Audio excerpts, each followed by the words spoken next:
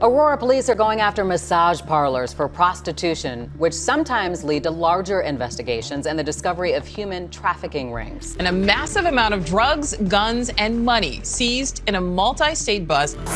Get that door. Back up. Yeah. Recently, Aurora police raided 3 massage parlors. Inside, they find non-compliant, illegitimate businesses. The FBI and ICE just unleashed a massive raid on cartel-run massage parlors, slamming down 100 arrests and seizing 5.5 tons of meth in a single explosive sweep. What began as a routine prostitution check suddenly blew open into a coast-to-coast human trafficking nightmare. Agents now confirm this bust exposed a ruthless cartel network that was operating right in the middle of American neighborhoods, hiding in plain sight. At one location, the door is locked, and the team has to force their way inside to ensure the safety of their undercover. Especially with the massage parlors is that, the women, you'll find out that they have multiple aliases, multiple names, and you'll find out that they have arrests. It hit fast and violently.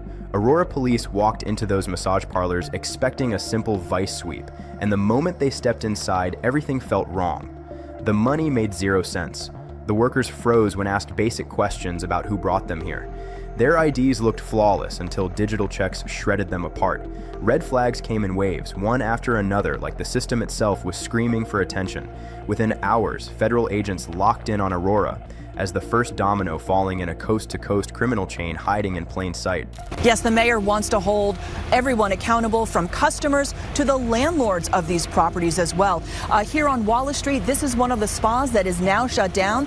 Within 48 hours, the case file landed on the desks of FBI counterintelligence and Homeland Security investigations.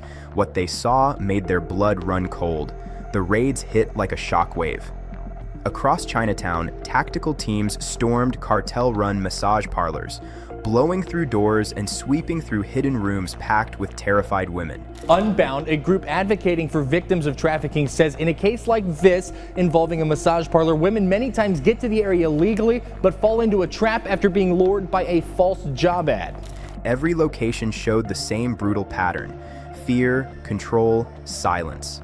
And as more parlors fell in rapid succession, one thing became clear: this operation was exploding across multiple cities at once. For the second time in just over a year, police busted a massage parlor in downtown Franklin for allegedly promoting prostitution. Franklin, Alabama. 4:12 a.m. The air hung thick and oppressive, the kind of stillness that warns of a storm about to break. Across the empty street, a neon sign flickered in sickly green pulses, advertising a wellness center. From the curb, it looked like any other quiet shop in a sleepy southern town. But step closer and the illusion shattered. The smell of stale tobacco mixed with something else: fear. It clung to the walls like grease. Sergeant Jeff Hahn, his team, and an HSI agent focused on 3 businesses found through tips from the public or confidential informants. In the parking lot, more than 60 federal agents from the FBI and ICE HSI were gearing up. Night vision goggles were adjusted, tactical vests tightened, weapons checked and rechecked. This was no ordinary raid. This was Operation Coast to Coast, the most ambitious federal strike against modern slavery ever launched on American soil. And Franklin was just one of over 20 simultaneous targets about to be hit across 5 states. They make entry quickly into Apple Massage, and our cameras followed. So this was the room where the undercover was. You can see there's a couch, there's the table. Inside the operations tent, intelligence analysts were briefing strike team leaders on what they'd discovered in the weeks leading up to this moment. The massage parlor network wasn't just a trafficking ring. It was a fusion. A Chinese organized crime syndicate had merged its operations with a Mexican cartel. They were sharing everything: drug routes, human routes, money channels, encrypted communication networks. The cartels provided the muscle and the meth.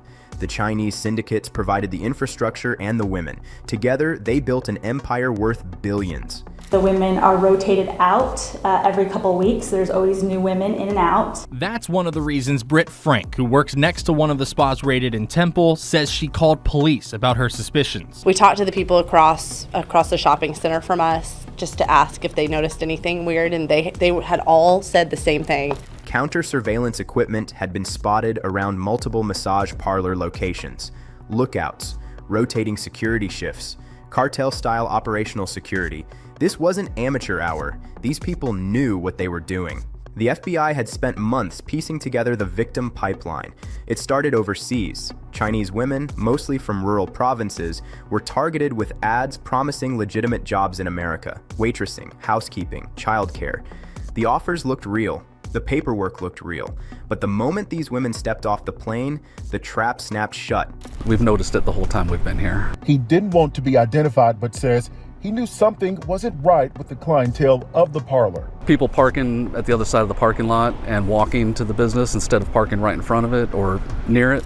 Their passports were seized. They were told they owed a debt, $50,000 to $70,000 for their travel, their visa, their placement.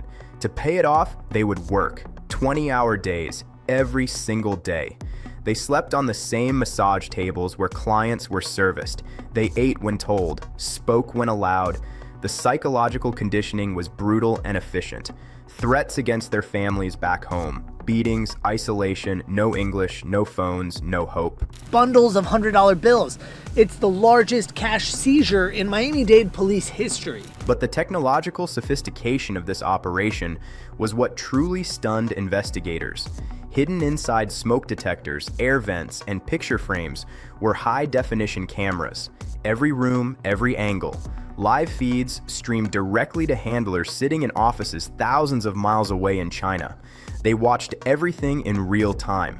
If a victim hesitated, if she looked like she might run, a text was sent to the on-site enforcer within seconds. Finally, at Massage Lily, Open the door! police say an employee wouldn't come to the locked door to let them in, creating a safety issue for their undercover. Get that door open. I've been doing this a long time, and I'd say that's the first time where we've actually had to breach a business door. Even more disturbing, agents discovered evidence of AI voice cloning technology. When victims were forced to call their families back home to reassure them everything was fine, their voices were being digitally altered in real time to mask distress. The families heard what the traffickers wanted them to hear: calm, happy, safe.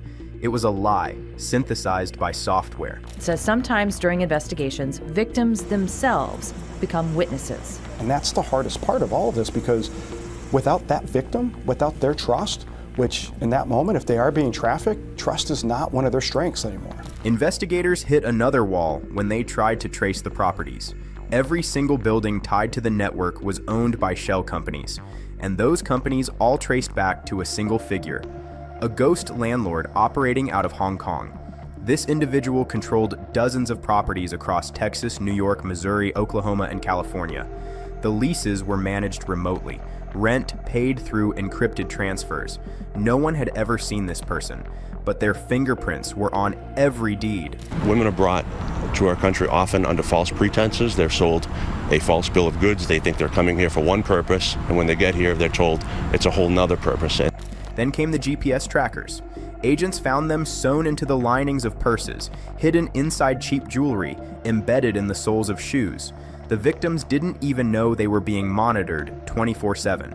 Every movement, every location, logged and tracked. And every 6 to 8 weeks, the women were rotated. Texas to New York, Missouri to Oklahoma. Never in one place long enough to learn English. Never in one place long enough to build trust with a neighbor. Never in one place long enough to escape. Flooding our cities with a weapon of mass destruction, fentanyl. And when we catch you, like all of these individuals, if convicted, we will put you behind bars. There will be no negotiating, and we will lock you up for as long as humanly possible. The IRS Criminal Investigations Unit joined the task force and cracked open the financial side of the operation. What they found was staggering. A laundering system so complex, it rivaled anything Wall Street could design. Earnings from the massage parlors were split into thousands of microtransactions, a technique called smurfing. Each transaction stayed just below reporting thresholds. The money flowed through more than 200 shell corporations with names like Golden Lotus Wellness and Pacific Health Consulting. From there, the cash was converted into cryptocurrency, bounced through mixers, and routed through offshore accounts in Hong Kong, Singapore, and the Cayman Islands. Some of it was used to purchase bulk shipments labeled as health supplements or wellness imports. But inside those containers, meth precursors. There were 8 kilos of heroin, fentanyl, and cocaine, 1.5 million small envelopes filled with a mixture of those drugs. Investigators also found handguns, gun parts, and hundreds of rounds of ammunition. A raid on a stash house in Texas uncovered 5.5 tons of methamphetamine precursor chemicals. This wasn't just about sex trafficking anymore. The same network moving women across state lines was moving drugs. The same money laundering system cleaning trafficking profits was cleaning cartel drug money. It was a complete criminal ecosystem. A civilian whistleblower changed everything. A neighbor in Missouri noticed unusual activity at a spa. Women coming and going at odd hours. No one ever smiled, no one ever spoke. The neighbor filed a report. That single tip led agents to 3 additional sites that weren't even on the federal radar. Public vigilance had just blown the case wide open. Any crime in Johnson County is not going to be tolerated. And crimes like this, these sex type offenses, they're going to be proactively investigated with our law enforcement partners. But behind the scenes, tensions were rising. The FBI, ICE HSI, and a local sheriff's office clashed over timing. A federal supervisor wanted to delay the raid until the encrypted financial data was fully cracked. The sheriff wanted to move immediately. For 72 hours, the operation was on hold. Then the encryption broke. The green light was given. Surveillance teams had been tracking a white cargo van for weeks. It moved between locations, always at night, always briefly. When they finally breached the associated storage unit, they found a mobile command center. Burner laptops, wigs, fake IDs, prepaid phones. This van was the nerve center for rotating overseers between sites. Massage parlors, we see them everywhere, but which ones are legitimate and which ones are just a front for something illegal? At sunrise, the hammer dropped.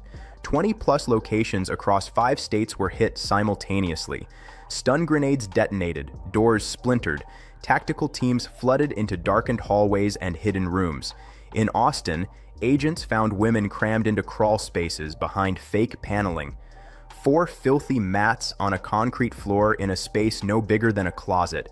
The women didn't cry out in relief, they screamed in terror. To them, this was just another nightmare.